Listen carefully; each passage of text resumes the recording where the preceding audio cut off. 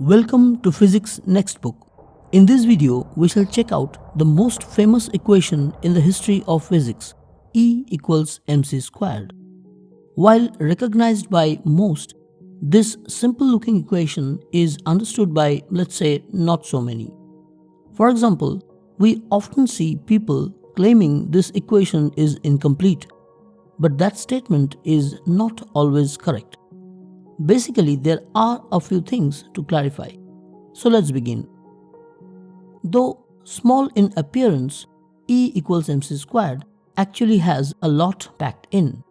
Proposed by Einstein, this equation mathematically depicts the equivalence between mass and energy in the sense that if m amount of mass is somehow converted to energy, mc squared will be the amount of energy released.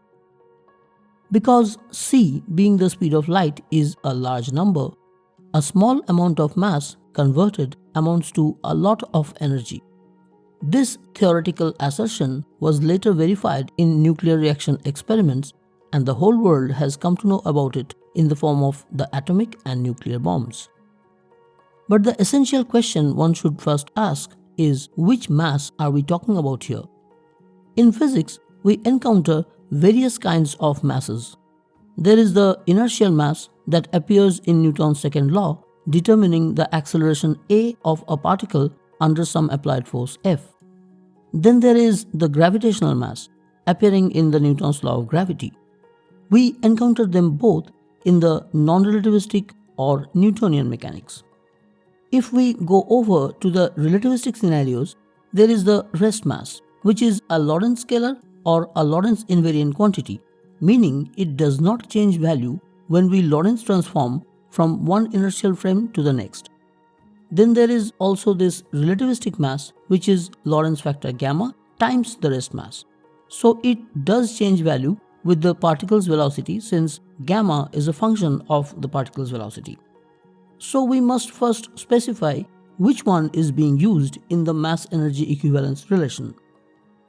Okay, right off the bat, this is not the gravitational mass, simply because if there is anything that special relativity cannot handle properly, it is gravity. We have general relativity, again by Mr. Einstein, for that. So it's the inertial mass that we are dealing with in the mass-energy equivalence equation. In relativistic scenario, this inertial mass has two versions, the rest mass and the relativistic mass. Funnily enough, either can feature in the E equals mc squared equation and it works fine. It's just that the meaning the energy symbol E carries in the equation will differ depending on which mass are we using. If m is the rest mass of the particle, then E stands for its rest mass energy given by mc squared, signifying the energy content of the particle at rest, measured by an observer in the particle's rest frame.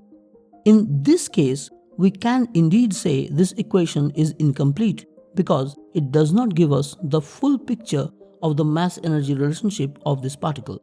It is rather a downsized rest frame version of a more general equation that works in any inertial frame and connects the total energy, rest mass, and relativistic momentum vector of a massive particle.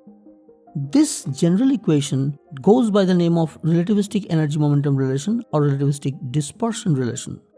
It can be derived from the expression of energy and momentum of a massive relativistic particle, as we have already demonstrated in a previous video.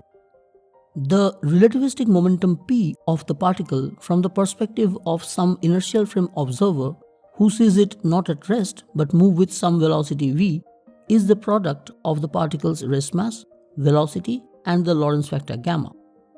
Measured by the same inertial observer, the total energy of this particle is gamma mc squared, that is the Lorentz factor times its rest mass energy.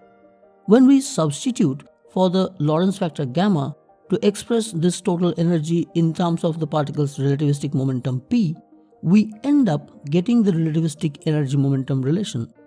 You will find this derived in the video linked in the I button.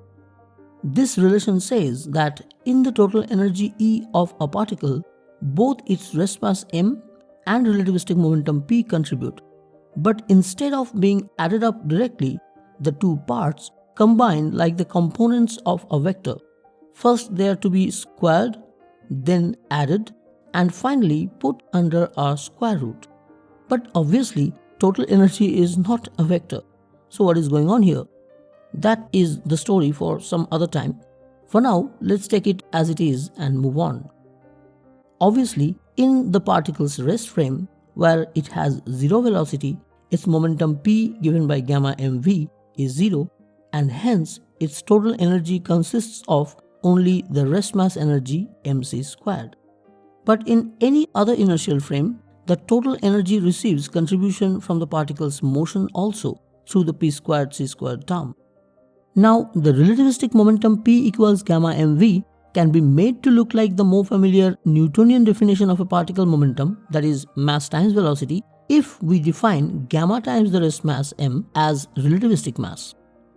The upside and downside of using this gamma dependent, that is to say velocity dependent relativistic mass, has been discussed in one of our earlier videos, again linked in the I button. There you will see it is really not that great an idea to go with at a conceptual level, but people do it just the same.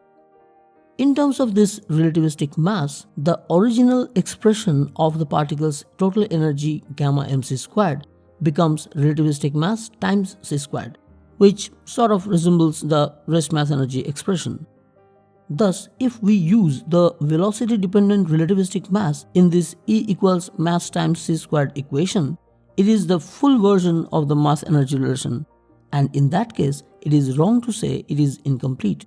So whenever you use this equation, make sure to clarify which mass it is featuring. Thanks for watching. You can check out the full story of the rest mass versus relativistic mass in the video on the left. The one on the right demonstrates how to obtain the relativistic mass-energy momentum relation. See you there. Bye-bye.